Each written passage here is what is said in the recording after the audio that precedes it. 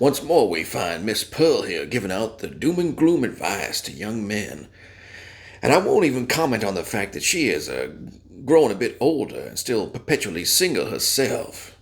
To navigate the pressures of hookup culture on a college campus, where they feel pressured that if they don't get into. Yeah, so now he's saying, again, remember, the conservatives are super simps. So Charlie at this age, he's most likely had women hunt him down trying to get him to cheat on his wife. So I don't understand why. I'm just assuming, right? I mean, he's a guy on stage. Women love men with microphones. So I just can't imagine he hasn't experienced this yet. But women are.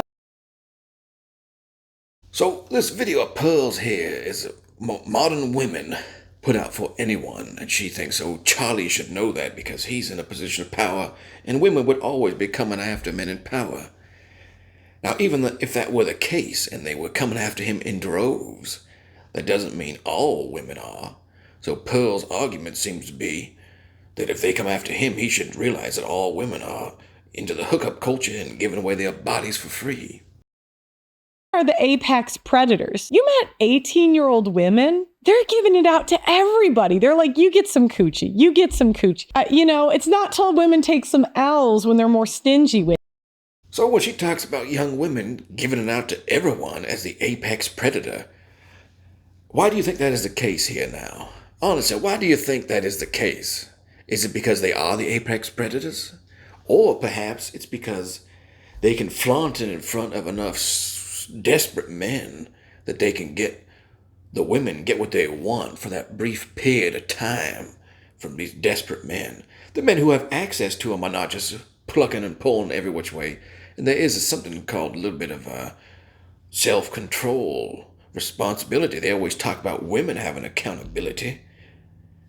Why aren't the men being held accountable for this behavior when they have the power to say, no, thank you?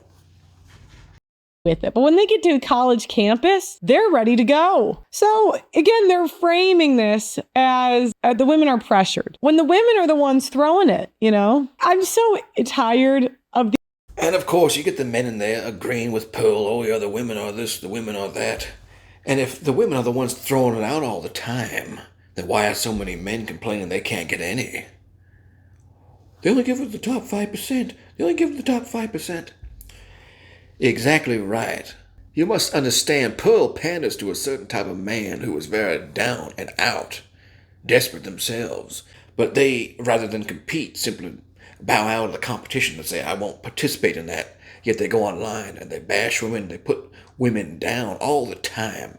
And to me, those are just bitter men who were defeated, and now Pearl panders to them, whispering sweet nothings in their ear until they feel good about the state of women being run through and put down. Like, oh yeah, they don't enjoy it. Don't worry, boys. Those girls are having a bad time doing that. Don't you worry. Mama Pearl gonna take care of you.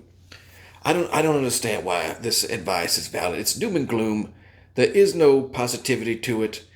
You might as well just put your head in the toilet and flush it a few times. You might even get a bit less crap coming out that way. These conservatives making me pretend I have to believe this. Just because your simp husbands fell for that BS, it doesn't mean I will. What purity are you selling when I spot Botox, I spot fake hair, I spot a very bad spray tan? Do you know what I mean? And here she compares Botox, fake hair extension, whatever else it is, with purity.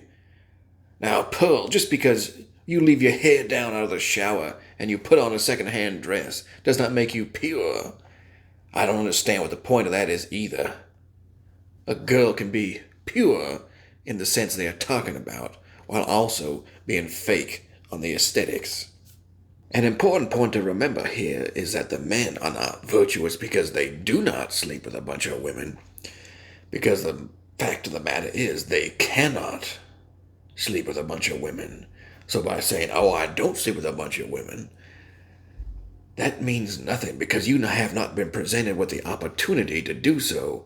And had you been presented with that chance, I think the vast majority of men, yes, 90-some% at least, would jump at that chance. So to sit back here and judge all the women for jumping on that and partaking in it, while you yourself are incapable of doing it. It would be one thing if you had been in the position where you could partake and you chose not to. Then at that moment in time, I will gladly grant you the high horse position and say, put them down, run them down, devalue those women for making that choice that you had the willpower to avoid, that you had the moral worth to avoid. But when you have not been placed into that position, you have not had the opportunity to be tested, you don't have the ability to speak on the matter, it only makes you look sad and bitter. The men are simply jealous of it. That's all I can say. The men are simply jealous because I know damn well if you could, you would be out there doing that and you wouldn't have any qualms about it. Yeah, I know you liked that video. So go ahead and subscribe, and while you're at it, leave me a mean, nasty comment. Those are my favorites.